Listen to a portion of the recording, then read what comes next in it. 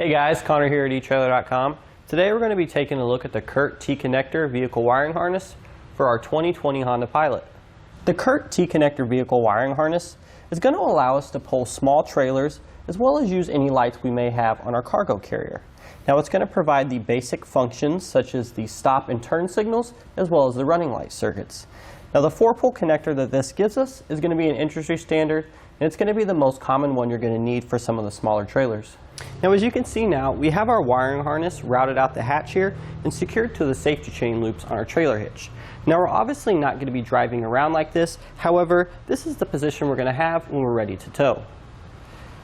Now when we're not towing, the nice thing about this wiring harness is that it installs completely in the vehicle, meaning we don't have to worry about the connector being stored outside the vehicle, which is throwing off the look or it getting dirty and causing problems with corrosion. So when we're not using the trailer connector, we can simply put the dust cap back on. We can sort of just coil it up here. If we wanted to, we could secure it with a zip tie. And then we can just sort of tuck it out of place here. That way it's not in the way and it's not taking any space in the rear of our hatch. So when we are ready to use our trailer wiring harness, we want to simply take it here and route it out the back hatch. We want to make sure that we don't interfere with this latching mechanism here when we go to close our hatch.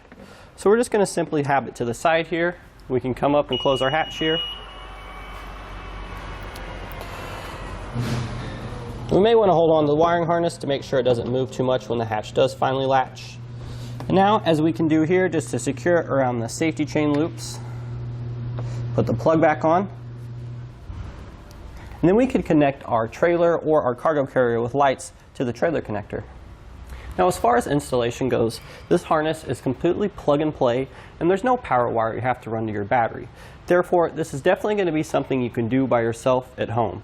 There's no special tools required, and we just have to remove a few simple panels on the inside. The rest of the process is pretty straightforward. It should be pretty easy for you to do yourself.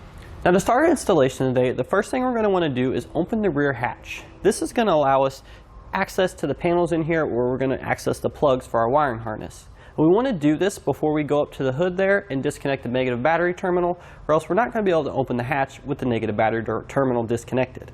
As we can see here, our battery is actually tucked down in here underneath this trim panel right here, as well as part of our airbox. So in order to access that negative cable, we're going to have to take a few of these off. Now this first outer portion here, this trim panel, this is just going to be held in place with some little push fasteners. So what we want to do is feel along the bottom here until we feel for them. Once we find them, we want to pull up on there. We want to make sure not just to pull up on the edges, because we could bend and damage this panel. But again, everything's just held in place with a little push fastener. So if we just slowly work our way across from one side to the other, we should be able to get these out relatively easy without any damage. And now that we have this out of place, we can go ahead and set it up here to get it out of our way. Now the next thing we need to do is go ahead and remove the breather inlet of our airbox here. And this is going to be held on with 4 screws, which we see here. So we're going to need to remove each of these in order to get to our negative battery terminal.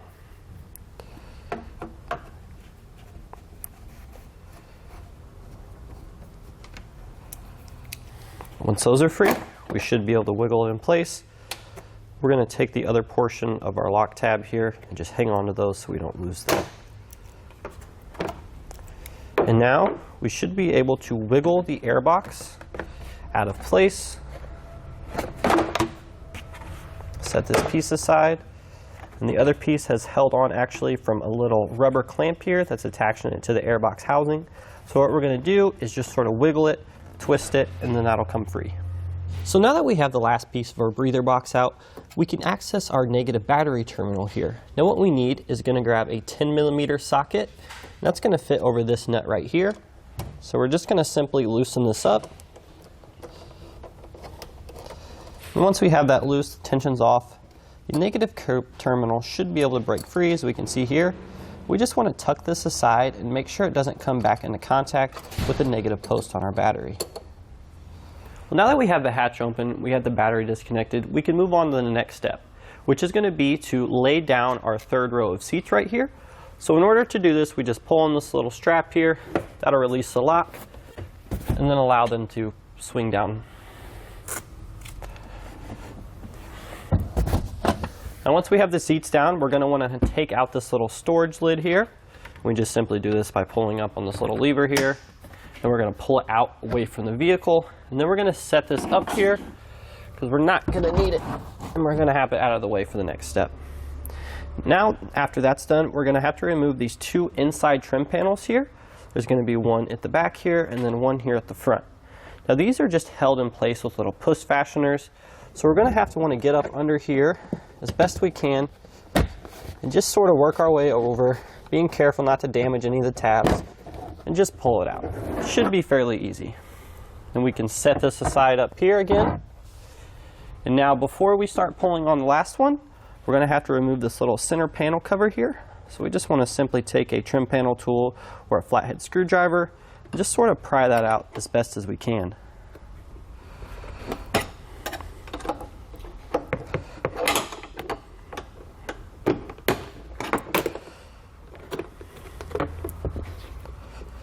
That should be pretty easy to get out after that.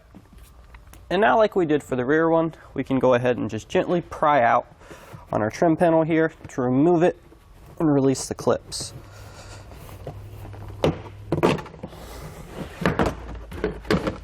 And again, that one was pretty easy to pop out as well. We'll just set it up here to get it out of our way. Now once we get the interior panels removed, we have two sort of cargo hooks here that need to come out. So we can pry this panel out and that'll reveal the access location for our connector that we need. So in order to get this first one here, we need to sort of take a pick tool or a flathead screwdriver. We basically need to peel the face of this hook off. So once that's done, it's going to reveal an 8mm bolt here. We simply take out.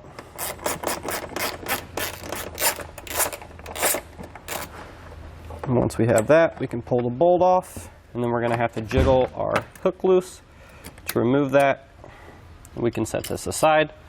Now we can move our way down here. Now we're going to need to remove this next sort of cargo hook here. So we're going to again take our pick tool or a flathead screwdriver. And we want to get it up in between these two panels here. Sort of try to pry that loose. You'll see here that'll release the cover there. And behind this cover we have one Phillips head screw. Now please keep in mind this screw was extremely hard for us to remove. So we're going to want to take a very large head on our screwdriver here, insert this in, and put a lot of pressure into the screw. That way we don't strip it. And once that screw is removed, we're going to be able to pull our cargo hook out along with it. Now our next part of the process here, we're going to have to remove a couple of these little doors here because this panel is actually going to come out to reveal the location of our connector behind here. So these are pretty easy. There's a thumb hole here. Just pop that out, set it aside. This one, we're going to want to take a trim panel tool or a flathead screwdriver, whatever we have on hand. That'll pop out that panel. Now before we start to pull out on our panel, we have some weather stripping here, which is going to need to come out a little bit. So once we get our fingers behind there, we don't have to remove this entire strip here, just along the lines here where our trim panel is. And once we get that off, we should be able to pry this panel back. You'll see you have a couple clips up here we need to be careful of. Now keep in mind, we are not removing this entirely, so we don't need to pull all the clips out. We're just trying to bend it back enough to where we have enough room behind here to get our connector.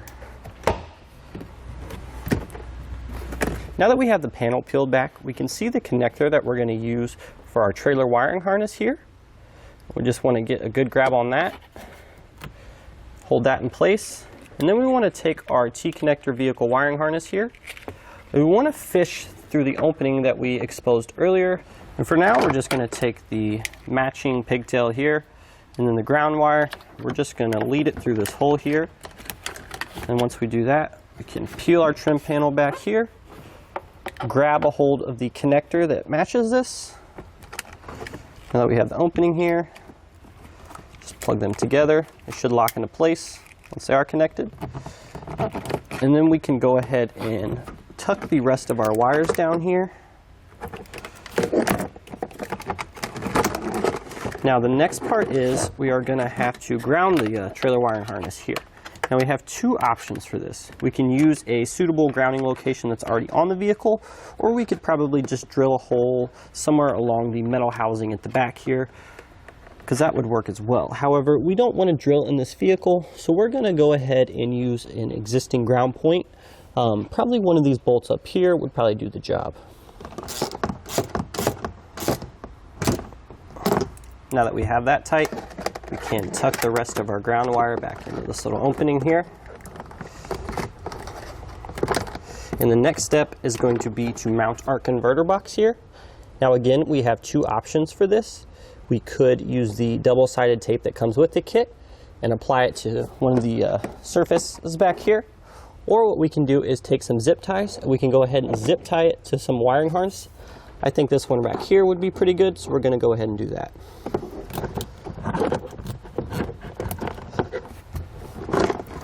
And now we are going to take our remaining wiring harness here. We're going to want to tuck that down behind the panel here at the back. Just like so. And then if we take a look down here, we can see part of our wiring harness here that we just fished down. We're going to want to take one of those ends, try to pull it through here so we can find the female connector. And then the next step is we're going to route it under here, under this panel. So we'll take the connector portion here, just sort of slide it under here, just like so. And pull the rest of the slack through. So now, as you can see, we're going to have the trailer connector here in the middle of our trunk when we want to use it. While it's not in use, I think we're going to just tuck it back up under here and hide it behind the panels, or zip tie it up in a nice little ball. Now before we button up our panels, we want to take our 10 amp fuse, which is included with the kit.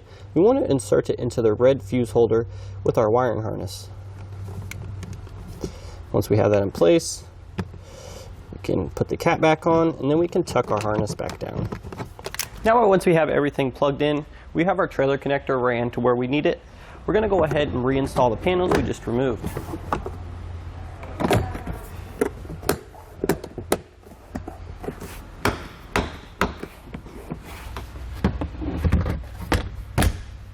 Now that we have everything plugged in the rear and we have all our panels back in place, we're going to want to come up to the front of the vehicle here, open the hood again, and then reinstall our negative battery cable back on the battery.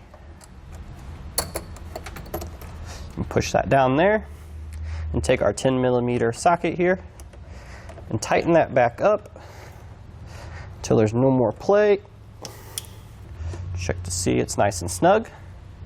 Now we can go ahead and reinsert our Airbox. So again, we're just going to twist that on there to this coupler meets up with the Airbox on the vehicle here. We'll take our other piece of the Airbox that we removed, slide that into position. We can come down this piece, and now we can start to reinstall these fasteners.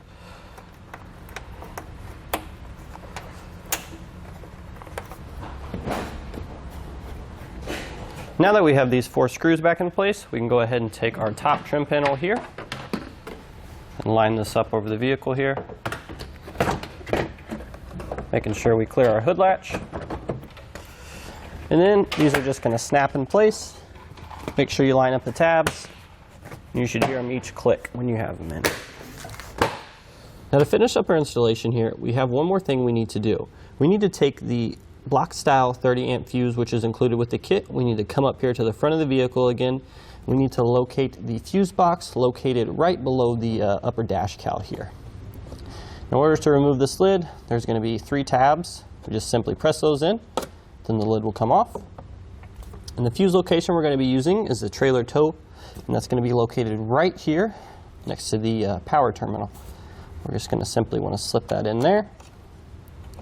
Press that down, then we can reinstall our fuse box cover. And now we can test the trailer lights. Now if you don't have your trailer nearby, you can pick up one of these 4-pole circuit testers here from eTrailer.com, and we're going to use this to make sure all our trailer lights are working. Once we have this plugged in here, we're going to go ahead and activate our left turn signal, our right turn signal, our brake lights, and now our running lights. As you can see here, everything's working. So now that we've used our tester, we've ensured all our circuits are working. That's going to do it today for the Curt T-connector vehicle wiring harness on our 2020 Honda Pilot.